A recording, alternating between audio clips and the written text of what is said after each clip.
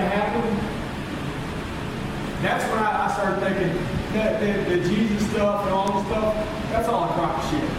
Because why would he allow a little girl that ain't never been hurt? I can understand she get molested or beaten and stuff, but I can understand that.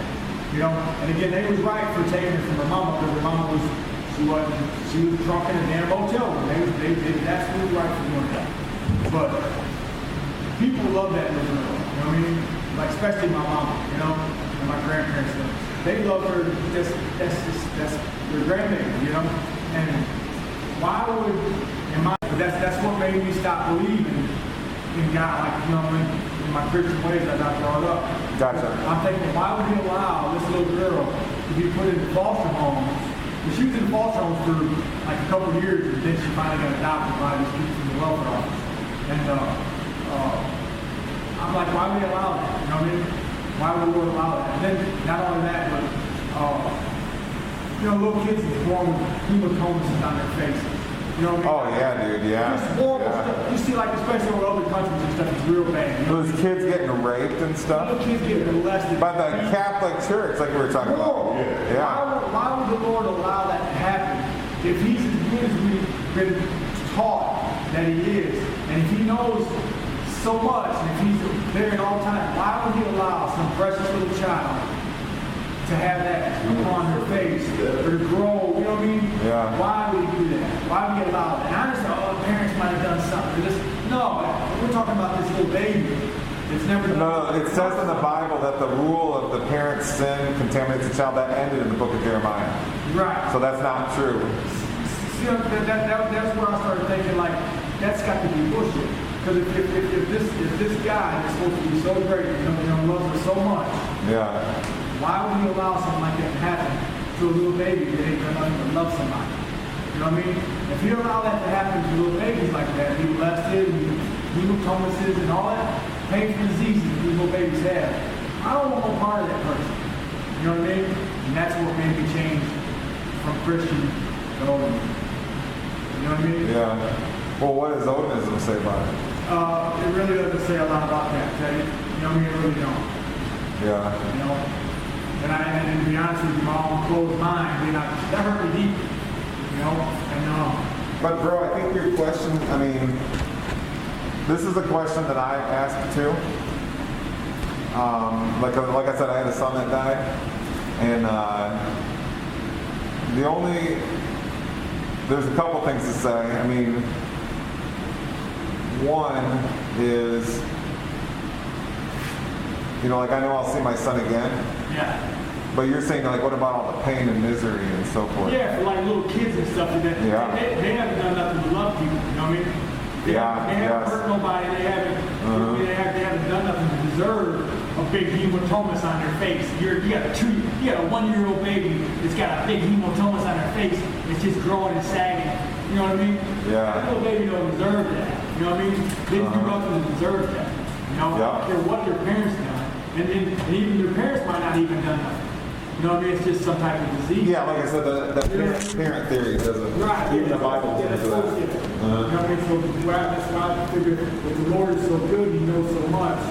And you know what I mean? He loves so much, so God loves us so much as they say. Why would he allow that to happen to them with a baby? Yeah. I can understand me. Well, let me try to. What's wrong? We're going to get our dirt. You know what I mean? So whatever happens to us, we probably deserve it. Let me try to give an answer. Okay, so God, in the Christian view, Jesus the Creator is perfect. All right? Yeah. And if he creates anything at all, he has to create something that's not perfect. Because if he creates something perfect, he's creating more of himself, which doesn't make any sense. So the only thing that Christ can do is when he creates, in the Christian view, is create an imperfect creation. So, you know, but you're saying, why doesn't he stop it? So that's a different issue than why would he. So we know that the world's got to be a mess. It's got to be dark. So, like I said, evil is just this. Evil is the world. Evil is my mind. Now, my mind can be possessed by good, which is only in the Christian view.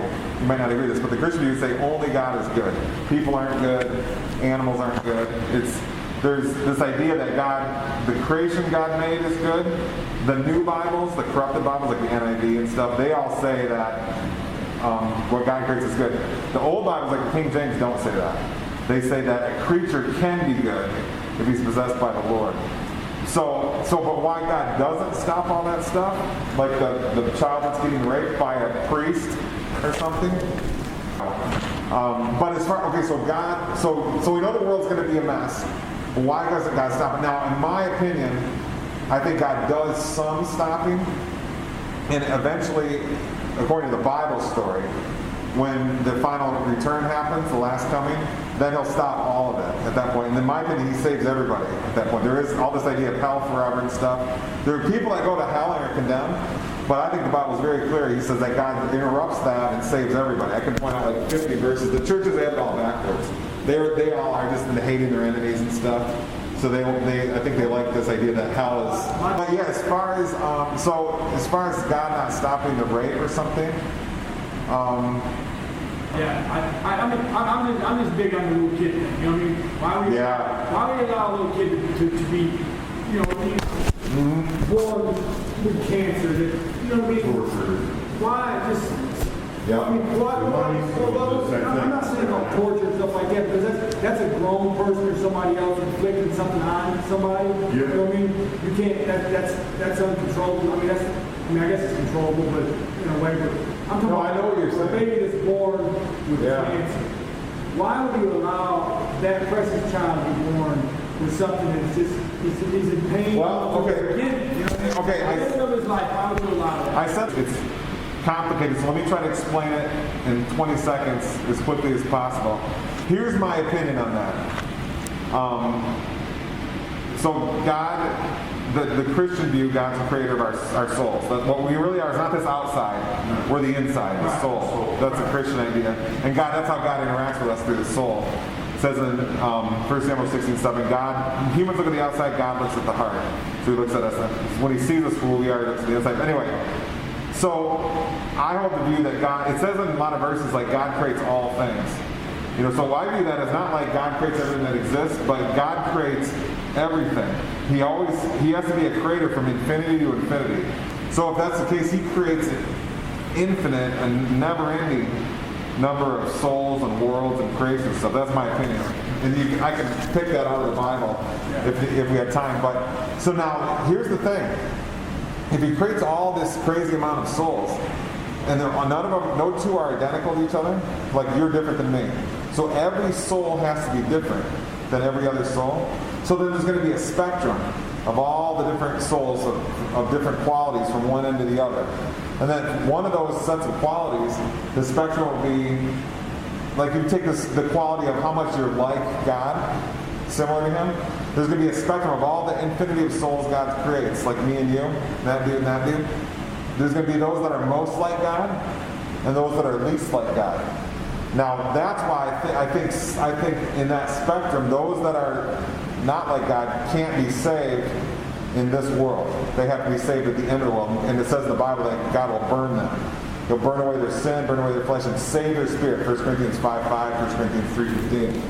So therefore you have people, like, you ever wonder why, like, one person has a life of peace, and then this other person has a life of absolute dread and so everybody's soul is structured in a certain way where it dictates what their life is going to be like.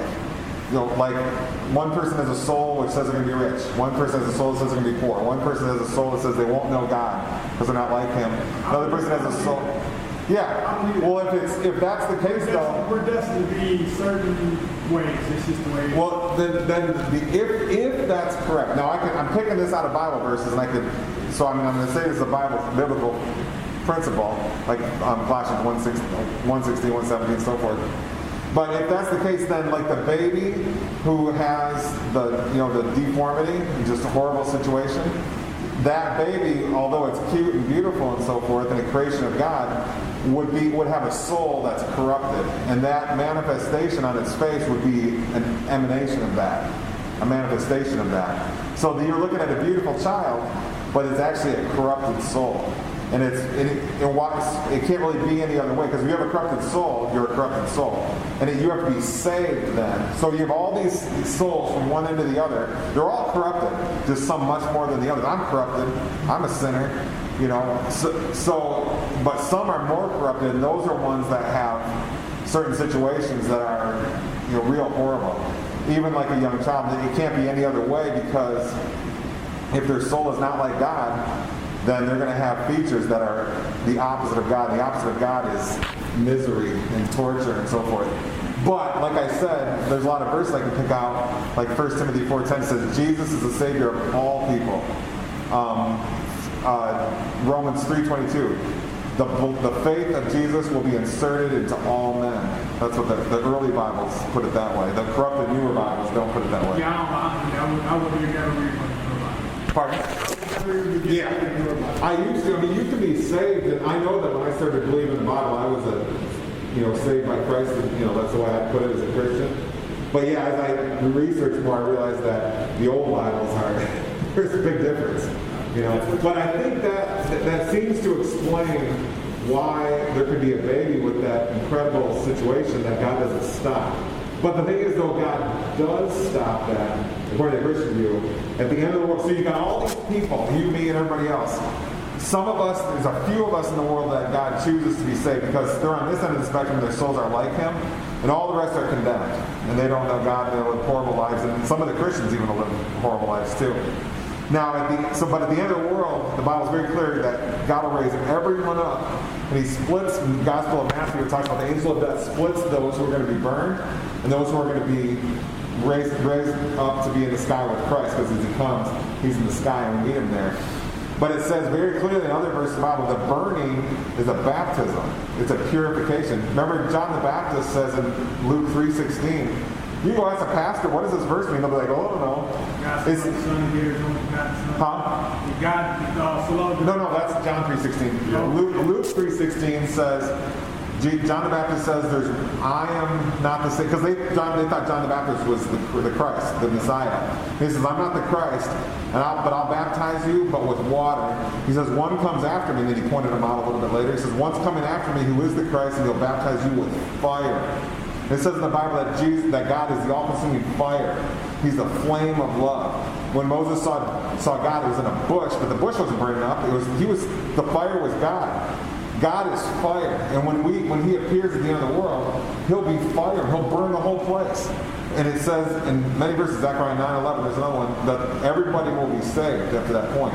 You can't listen to what churches say. What the Bible says, the churches are all backwards and get it wrong in the end times, and they talk about this, everybody goes to hell and you're tortured forever and God never brings you out. But there's many verses in the Bible that say, people will go to hell in a state of being there forever, but God interrupts and lifts them out. I just cited a bunch because that's what God, so everybody in the end lives forever with the Lord. So anyway, that would be my best way to try to explain the baby situation. In my opinion, I think that does, but... Yeah, I mean, I don't know.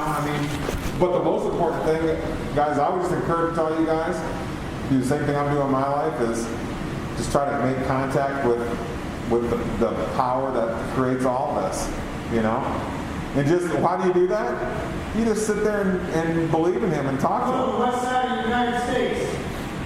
Say again? I said you go to the west side of the United States. That's where you go. The good thing about my story about my daughter, right, is in the end, when she was almost 18 years old.